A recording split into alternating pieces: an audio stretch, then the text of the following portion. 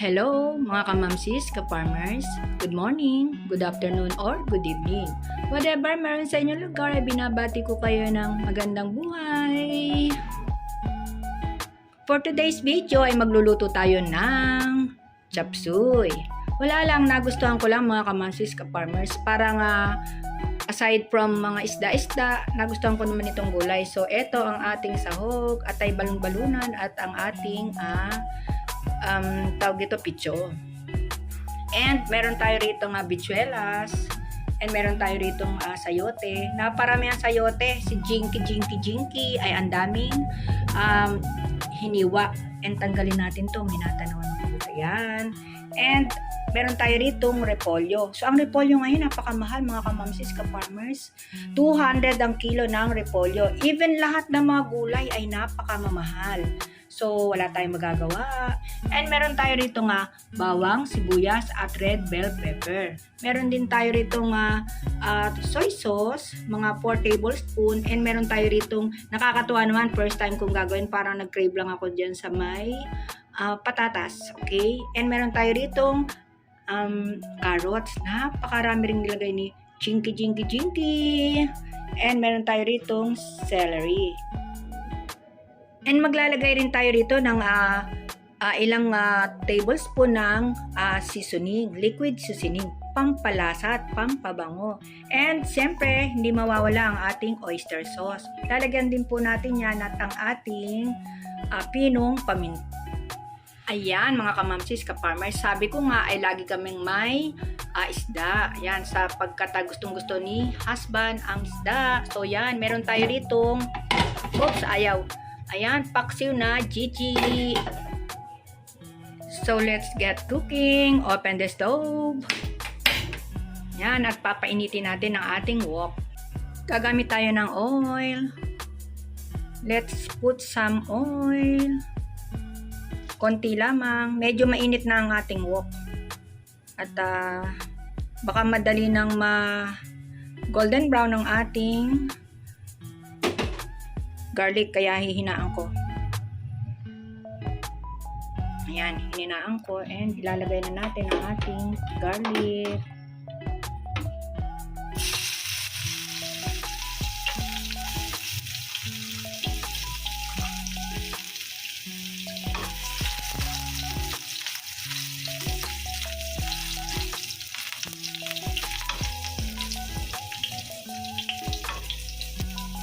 Hindi tinatanggal ni Jinky to.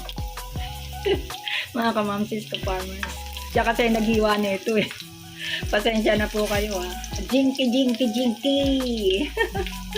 Yan ang joke namin pagka yung medyo Jinky. Yan. And maganda na ang kulay ng ating garlic. Lagay naman natin ang ating onion.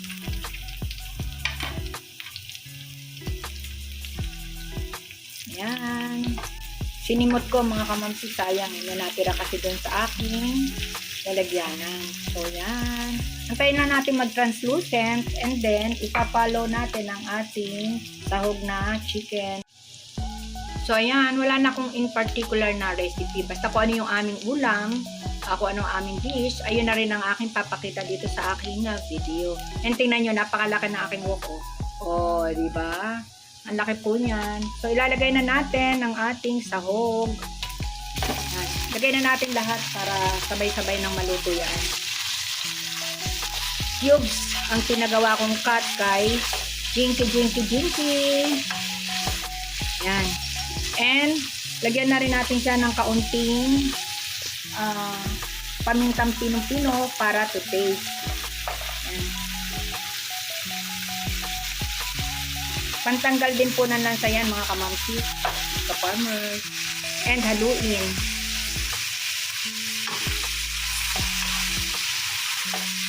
After neto ay ating tatakpan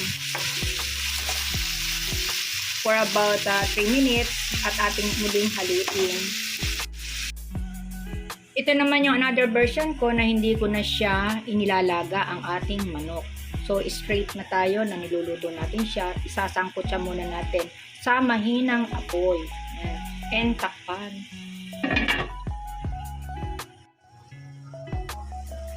So ayan, after 3 minutes sa mahinang apoy ay may lalabas na yan na mga yan no, yung mga parang katas niya. Ang gusto nating mangyari ay matuyo yan upang kasi mga kamamsis, ka-farmers, sa mga hindi nakakaalam ay nandiyan po yung portion kung saan nandoon ang mga lansa. So hayaan natin yan matuyo upang maalis ang lansa ng manok. So antayin natin matuyo yan mga kamamsis, ka-farmers. Ayan mga kamamsis, ka-farmers, at medyo natutuyo na yan, pwede na yan. And lalagyan na natin siya ng mga 2 tablespoon to 3 tablespoon ng ating liquid seasoning. Any brand po tayo. Oops, tama na. Ilagay na rin po natin ang ating soy sauce. Yan. 3 tablespoon soy sauce. And ilagay na rin natin ang ating pampabango, ang ating celery. Ilagay na rin natin ang ating sayote. Ang dami-dami. Jinky, jinky, jinky. So ayan, atin na uling haluin, mix well, nga, upang yung ating mga pampalasa ay ma-absorb naman ng ating veggies. Yan. Anyway, okay lang naman po medyo narami ito dahil favorite naman ni Kamam si Edith ang mga veggies. Yan. Okay lang yun. And ilagay na rin natin yung aking pagkikrate ko doon sa aking ewan ko ba, yung patatas. Nakakatuwa naman. First time. Sabi ko kay Jinky, Jinky, lagyan mo nga ng 2 patatas yan. So ayan, hiniwa ni Jinky ang 2 medium size ng ating patatas and ating hahaluin muli.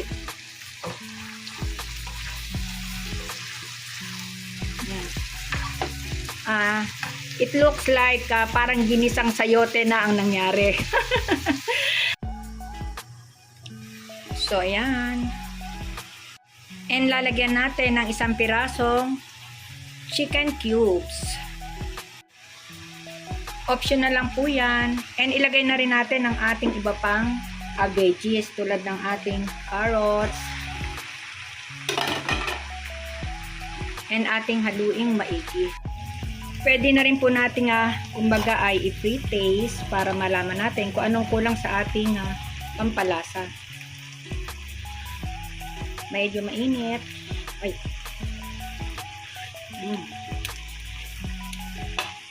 Sakto na. So, lulutuin na lang natin ang ating mga veggies at ilalagay pa natin ng iba pang gulay. Lalagay naman natin ang ating beans, Baguio beans. And last, yung ating repolyo at ang oyster sauce. Again, mix it well para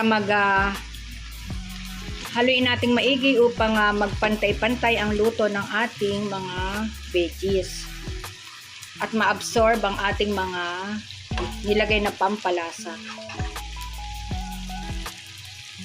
Yan.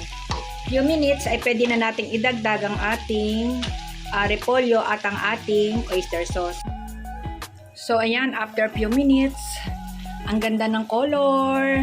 At tinikman ko na rin ang ating tawag dito, ang sayote o chayote.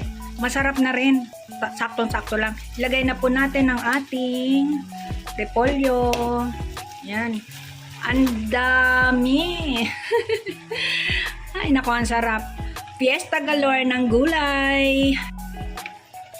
So, ilalagay ko na rin itong ating oyster sauce para paghalo ko, sabay-sabay na ng halo. So, yan. Napakasarap. Haluin. Within 1 minute or 2 minutes ay pwede na natin itong hanguin. Or wala pa nga siguro. Depende po yan sa crunchiness, sa pagiging crunchy ng ating repolyo.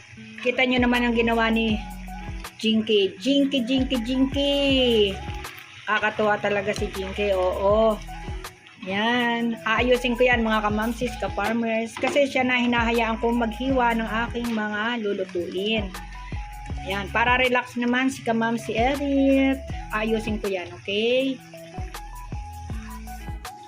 And dyan, no? Tapos na. At bago natin patayin, ay atin naman tikman ang ating final. Yan, tikman natin kung gaano kasarap ang ating niluto. Mga kamamsis, ka-farmers, mainit po.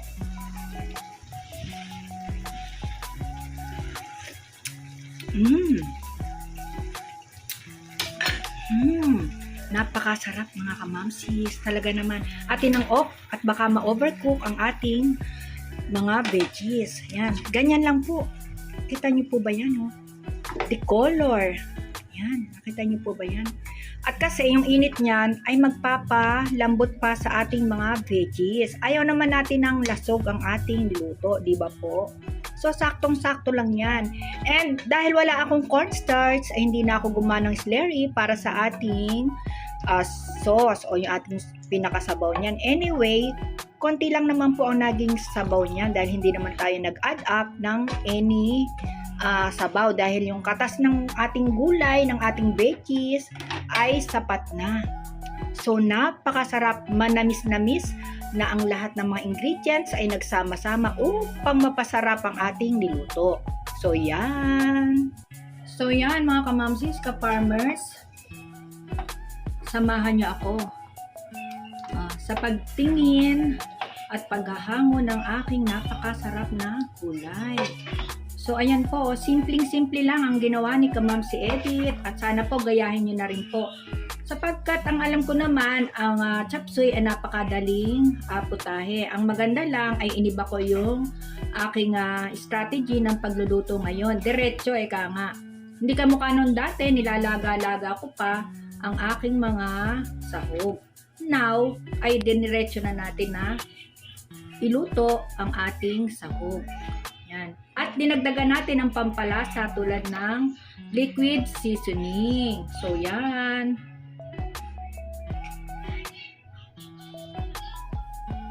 O paano mga kamamsis, ka-farmers? At mag-outro na si Ma'am si Edith. Okay. Kukuhanin ko rin po ang pagkakataong ito upang i-shoutout ko ang aking mga kamag-anak dyan sa Tumana, dyan sa may Zamora, Santa Rosa, Nueva Ecija. Hello! Hi! Tita Chody, and then Tito. Ayan. And then nanahuling. And syempre sa mga pinsan ko, kala Gemma, kala Mary, kala Yuli, at sa aking mga pinsan pang iba tulad nila Ambet na nandiyan dyan sa may Tumana at sa kanyang mga kids. So yan. And syempre kaya Nenette and then Grace. Yan, shout out. At kung sino pa yung hindi ko naalala, meron ba?